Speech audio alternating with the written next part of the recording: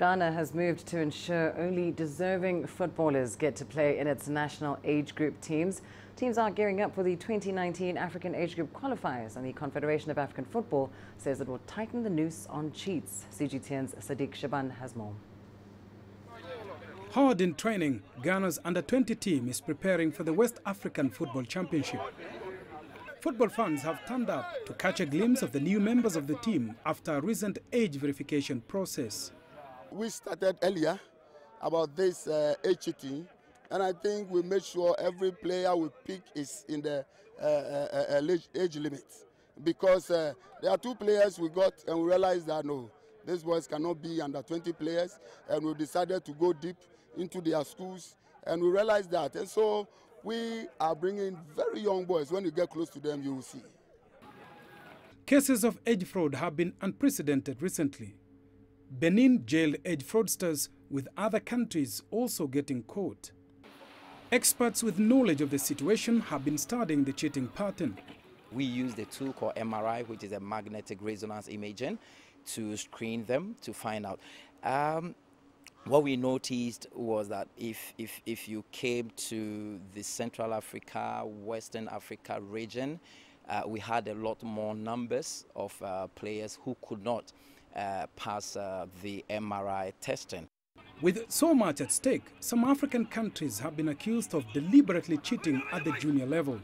FIFA, CAF, we have competitions for under 17. So I always say that if you are good enough and you are more than 17 years, then come to the under 20 team, which is the team of my heart. So you can come and do that at that level, under 20. If you are good enough and you are not fit for, you are more than 20 years, then come to the under 23. There is a competition there for you as well. And if you are more than 23, the senior team is available for you. So I personally believe whatever age you are, there is a competition for you. And there's no point for a 22-year-old struggling to want to fit into 17. Medically or health-wise, it doesn't even help you in the near future. Having been punished before for age cheating, Ghana has learned from its past. We want to make sure that we will not be blamed, because we are picking the players.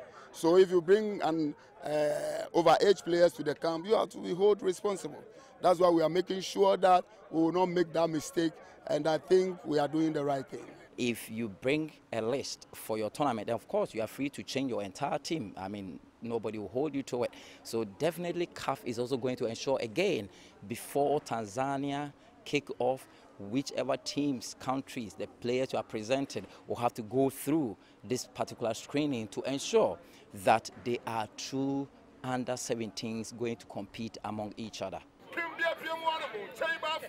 But commentators say the reputation of this age group football has been damaged by lenient penalties handed out to the offenders.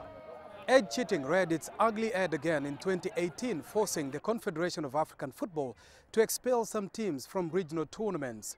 The vice has refused to go away, but CAF argues the numbers have reduced. However, this argument will be put into further test in 2019 when Africa hosts the Under-17 and the Under-23 Cup of Nations. Saddique Shaban, CGTN, in Tema, Ghana.